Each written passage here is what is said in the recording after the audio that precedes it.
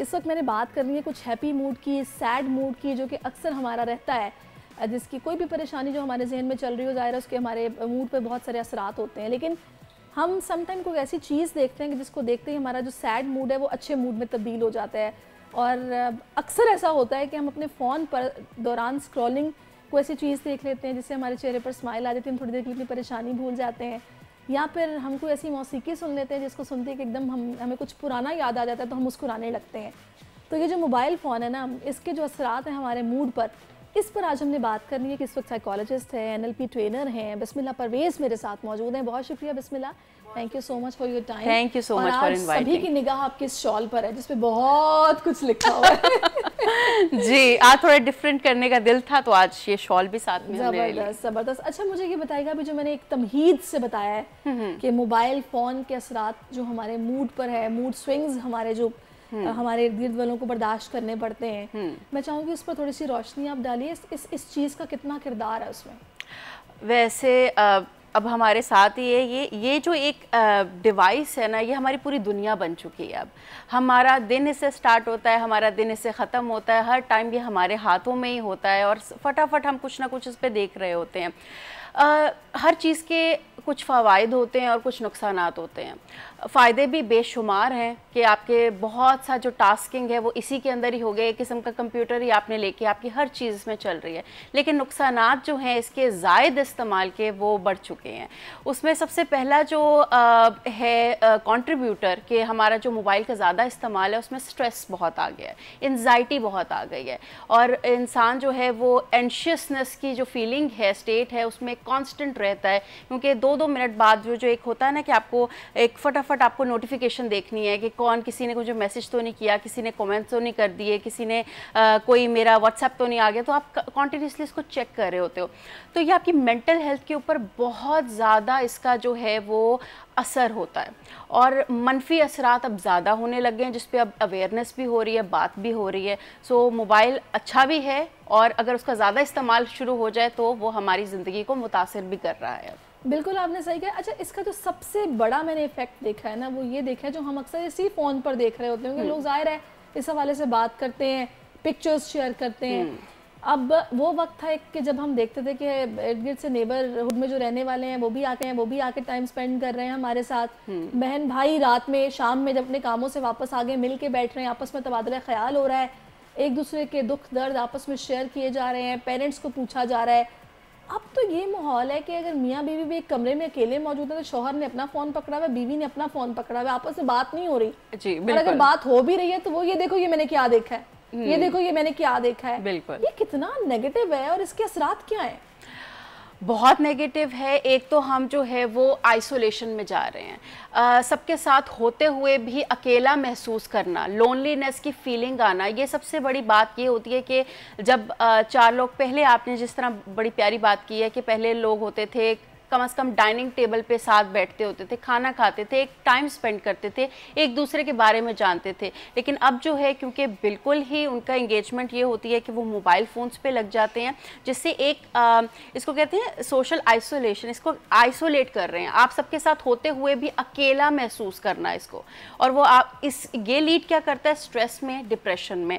आपको होता है मेरे साथ सारे हैं लेकिन फिर भी मैं अकेला क्यों महसूस कर रहा हूँ। उसका सबसे बड़ा कॉन्ट्रीब्यूटर आपका हर टाइम मोबाइल फ़ोन पे होना भी एक कंट्रीब्यूटर है। देखिए, जब हमारे पास कुछ फ्री टाइम हो, उसमें अगर हमने अपनी पसंद की कोई मौसीकी सुन ली, कोई किताब पढ़ ली, कुछ पैराग्राफ्स चलें जी मोबाइल पे ही पढ़ लिए, तो वो वेस्टेज ऑफ टाइम नहीं है। नहीं, चले जी वो हमने कुछ टाइम के लिए अपनी रूह की तस्कीन के लिए हमने ये काम कर लिया। लेकिन अब तो ये सूरत हाल हो गई है कि ऑल द टाइम हम ये तस्कीन हासिल कर रहे हैं ना, जिससे हमारा मूड भी चेंज हो रहा है। फिर हम कुछ ऐसा भी देख रहे हैं जो आई थिंक सो नहीं देखना चाहिए। कुछ ऐसे विजुअल्स हैं और स्पेशली बच्चों के लिए जो कि बहुत गलत हैं, लेकिन बच्चे भी देख रहे हैं। बिल्कुल।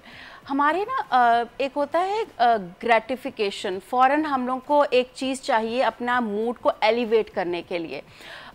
उसके और भी चीज़ें हो सकती हैं जो हम कर सकते हैं, लेकिन क्योंकि ये बहुत हमारे लिए इजी एक्सेस है तो इसके ऊपर हम जो स्क्रॉलिंग कर रहे होते हैं उसके बहुत आपके ऊपर नेगेटिव असरात हैं। इसको थोड़ा सा मैं एक्सप्लेन करना चाहूँगी कि हम जो है वो कांस्टेंट एक स्ट्रेस की जो फीलिंग में रहते हैं सारा दिन। और अक्सर आपने ये देखा होगा सहरिश के लोग ये कंप्लेन करते हैं, और मेरे पास भी लोग ये कंप्लेन के साथ आते हैं कि हम सारा रात नींद तो हम पूरी ले रहे हैं 6 घंटे की 8 घंटे की, लेकिन जब सुबह उठते हैं तो ऐसा महसूस होता है कि अभी भी हमारे अंदर वो थकावट है, अभी भी हमारा माइंड जो है वो रेस्टिंग मोड पे नहीं गया, और अभी भी उसके अंदर वो जो एक कांस्टेंट हमारे कुछ ना कुछ चल रहा होता है, परेशानी है, थकावट है, मेंटल स्ट्रेस है।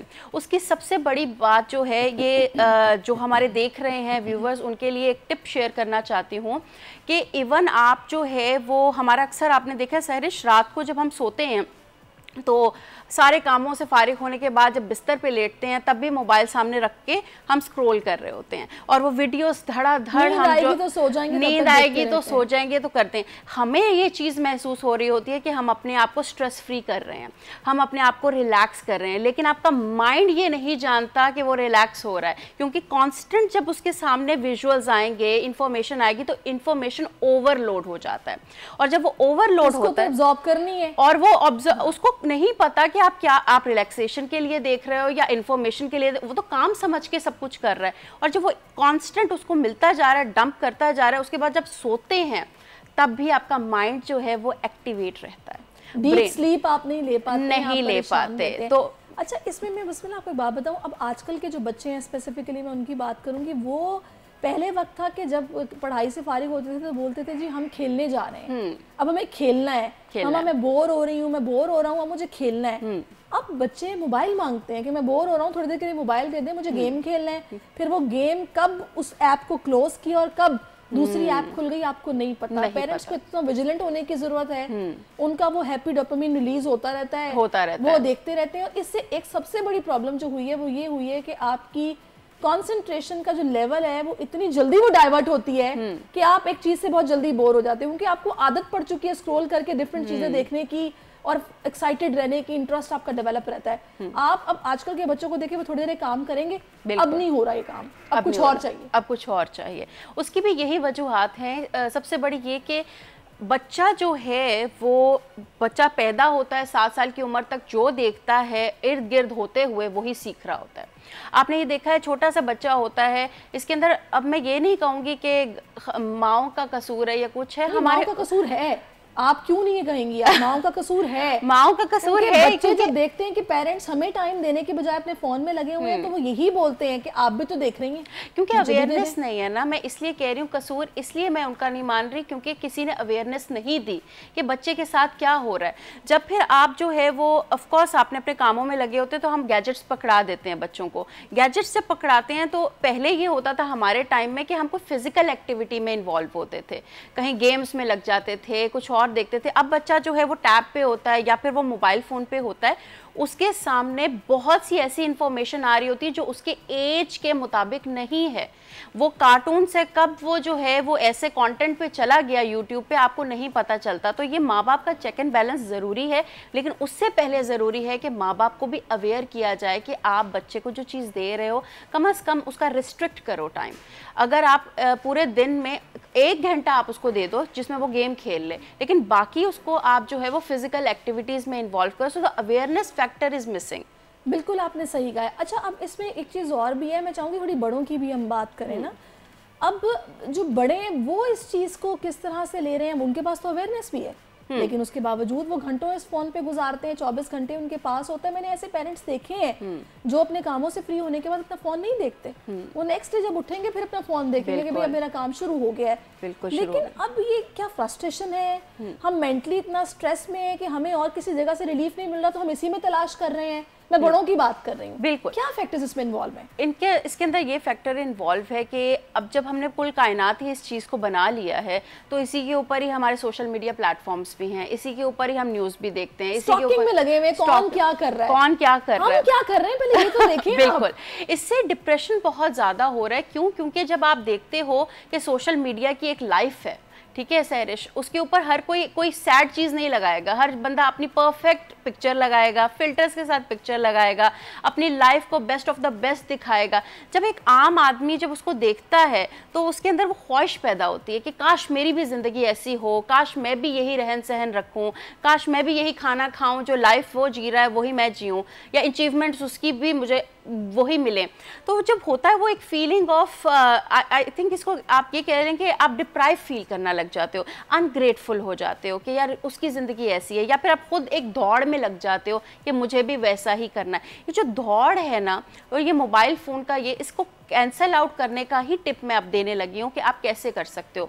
एक तो स्ट्रेस भी आपका रिलीज़ होगा, साथ में साथ एंजाइटी के अंदर भी कमी आएगी। हमेशा याद रखें, ये पहले मेरे साथ भी मसला होता था, ऐसा नहीं है कि हम साइकोलॉजिस्ट होते हैं तो कभी इस मसले से गुजरेंगे नहीं। ये एडिक्शन भी बनती जा रही है लोगों के लिए, mobile phone usages and everything. इसका सबसे बेस्ट रूल है, प्रैक्टिस अगर कर लेंगे तो आपकी ज़िंदगी बहुत आसान हो जाएगी। इसको कहते हैं 10 and 14 विंडो, 10 and 14 विंडो, ठीक है।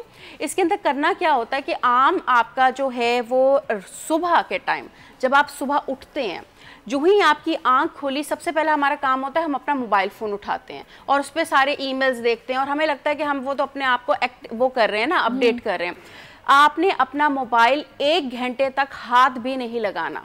जब आप उठेंगे आपका 1 घंटे तक वो टाइम आप देख लें। अगर आप 6 बजे उठ रहे हैं तो 7 बजे तक आपने अपने मोबाइल फ़ोन को हाथ नहीं लगाना, बल्कि आप और काम कर सकते हैं जिसके अंदर आप तैयार हो सकते हैं। ज़्यादा बेहतर ये है कि आप जो है वो सनलाइट का एक्सपोजर लें उस टाइम पे, नेचर के साथ जो है वो अपने आप को जो है वो इंटरेक्शन में आए। पहला घंटा आपका ये होगा। उसके बाद आपने जो काम करना है वो करें। वो 1 घंटा आपकी जो है वो क्लिनजिंग फेज होता है, जिसमें आप अपने आप को हर उस खबर से, बुरी खबर अच्छी खबर से दूर रख रहे हो। वो क्लिनजिंग फेज हो गया। अब रात के टाइम आ जाता है। अब दिन में तो हम कुछ इस तरह शायद ना कर पाएं, लेकिन रात को क्या होता है, रात में आपने ये करना है कि रात में सोने से 1 घंटा पहले आपने अपने मोबाइल को बिल्कुल ऑफ कर देना है, साइलेंट कर देना है, ऑफ कर दें, नोटिफिकेशन को आप जो है वो ड्रॉप कर दें और बिल्कुल साइड पे रख दें। यानी कि आपकी वाइब्रेशन के बिना पता चले, वाइब्रेशन बिना, बल्कि आपके वो एक्सेस में ही नहीं होना चाहिए। ऐसा लेटे में है तो साथ में टेबल पे पड़ा है, नहीं, आपका कहीं और मोबाइल हो ताकि आपको उठ के भी देखने वाला वो जो कर्ज होती है वो खत्म हो जाए। आपने 1 घंटा सोने से पहले कुछ भी नहीं देखना, नेटफ्लिक्स भी नहीं देखना, कोई ड्रामे भी नहीं देखने, कोई आपने स्क्रोलिंग भी नहीं करनी टिकटॉक की। और आपका वो जो है ना, आपका माइंड, जो मैंने आपको पहले बोला था कि आपका माइंड जो है वो शट ऑफ, वो जो मोड पे होता है वो उस वक्त हो रहा होता है, उस टाइम पे आपने कुछ उसको नहीं दिखाना, आप सो जाएं। ये आप एक दफ़ा करके देखें कि सुबह की विंडो 1 घंटे की और रात को सोने से पहले 1 घंटे की, और आप 8 घंटे की नींद लेके देखें। ये आपके टोटल कितना हो गया डिटॉक्स? 10 घंटे का डिटॉक्स हो गया। कोई आपके ऊपर प्रेशर भी नहीं हुआ कि यार मैंने दिन के अंदर इसको किया। 10 घंटे के डिटॉक्स के बाद आप अपनी लाइफ में इसको 1 हफ्ता करके देखें, आपका स्ट्रेस होगा, आप बहुत लाइट फील करेंगे, मेंटली खुद को बहुत रिलैक्स फील। बहुत अच्छी बातें बिस्मिल्लाह ने बताई हैं और इस पर ज़रूर अमल कीजिएगा। और अक्सर होता है ना, सुबह उठा नहीं जाता, वो इसलिए नहीं उठा जाता कि आप डीप स्लीप में जाते ही इतना लेट है कि फिर आपसे उठा नहीं जाता, क्योंकि आप फ़ोन देखते रहते हैं। आपके दिमाग की विंडोज़ को शट डाउन होने में टाइम लगता है और फिर जाहिर है आपको उठना भी फ़ौरन होता है। तो इस तरह इस प्रैक्टिस को आप ज़रूर कीजिएगा। Thank you so much Bismillah, thank you so much, बहुत शुक्रिया आपका। सब्सक्राइब करें और बेल दबाएं ताकि कोई खबर रह न जाए।